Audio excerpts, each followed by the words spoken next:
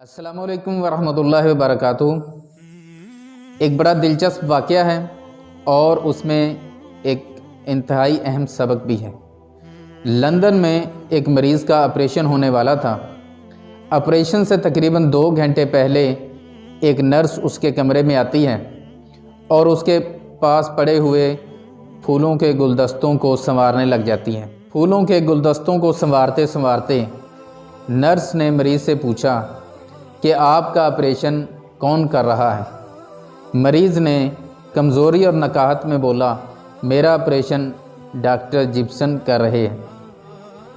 Nurse ने चौंक कर जवाब दिया, क्या वाकई आपका ऑपरेशन डॉक्टर जिप्सन कर रहे हैं? मरीज़ ने कहा, इसमें हैरानी की क्या बात है, हाँ मेरा ऑपरेशन वही कर रहे हैं।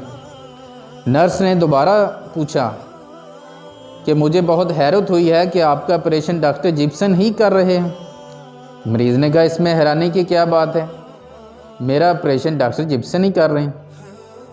नर्स ने कहा, हैरानी की बात है क्योंकि डॉक्टर जिप्सन बहुत मसरूफ़ तरीन डॉक्टर हैं। उन्होंने आज तक जितने भी ऑपरेशन किए हैं उनमें से कोई भी नाकाम नहीं हुआ।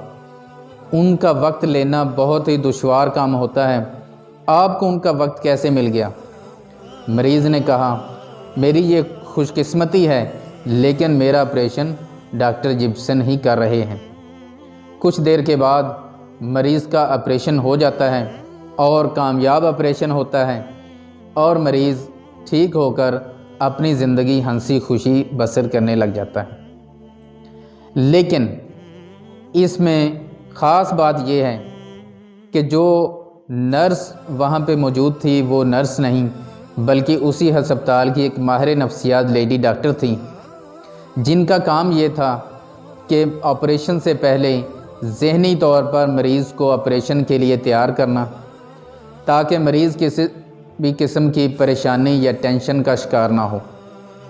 और इस दफ़ा ये काम माहिर नफ्सियात ने फूलों के गुलदस्ते संवारते संवारते नर्स का लिबास पहनते हुए कर दिखाया था। उम्मीद और अच्छा एहसास दिलाना, किसी को हौसला देना और मुस्बत सोच पैदा करने के लिए आपका माहिर नफ्सियात होना ज़रूरी नहीं। किसी मायूस शख्स को तसल्ली और उम्मीद की नई किरण दिखाने के लिए आपके अल्फाज जादू की तरह असर रख सकते हैं। इसलिए अगर आप चाहते हैं कि लोग आपके साथ इस तरह का रवैया अख्तियार करें तो सबसे पहले आप लोगों के लिए अच्छे अल्फाज का चुनाव करें। शायद आपके कीमती अल्फाज किसी को जीने की नई उम्मीद दिला दें।